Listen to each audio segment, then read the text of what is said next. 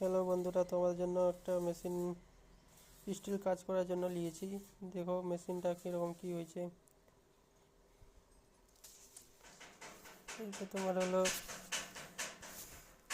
কীরকমভাবে সেটিং করতে হবে। এই কাগজটা আছে, আইবিএল থেকে একটা কাগজ দিয়েছে। এটা পাইপ আছে, পাইপ, এটা কাঁচ দিয়েছে হোল্ডিং দেখার জন্য। এটা তার বারাস ঘষার জন্য দিয়েছে। এটা আর্ক হোল্ডিং করার জন্য তোমার হোল্ডার দিয়েছে, হোল্ডার আর্থিং কেবেল। হোল্ডারটা প্রায় লম্বাই আছে তারটা।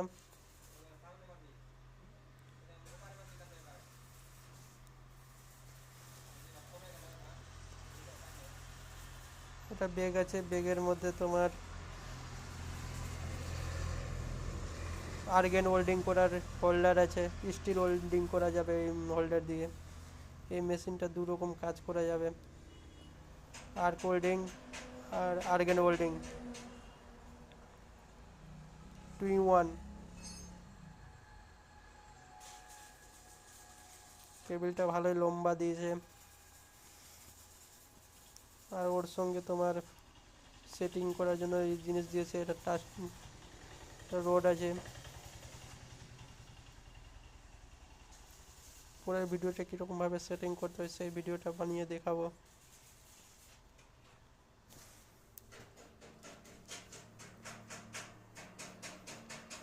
এবার তোমাদের মেশিনটা দেখাবো। মেশিনের কোয়ালিটি কীরকম আছে, মেশিনটা ভালো এসছে কি না সেই জিনিসটা দেখার পালা এবার। কম দামের মধ্যে মেশিনটা মোটামুটি ভালোই আছে। এবার কাজটা কীরকম হবে কাজ করে পরে বুঝাবো যে হ্যাঁ কাজটা কেমন হচ্ছে না হচ্ছে।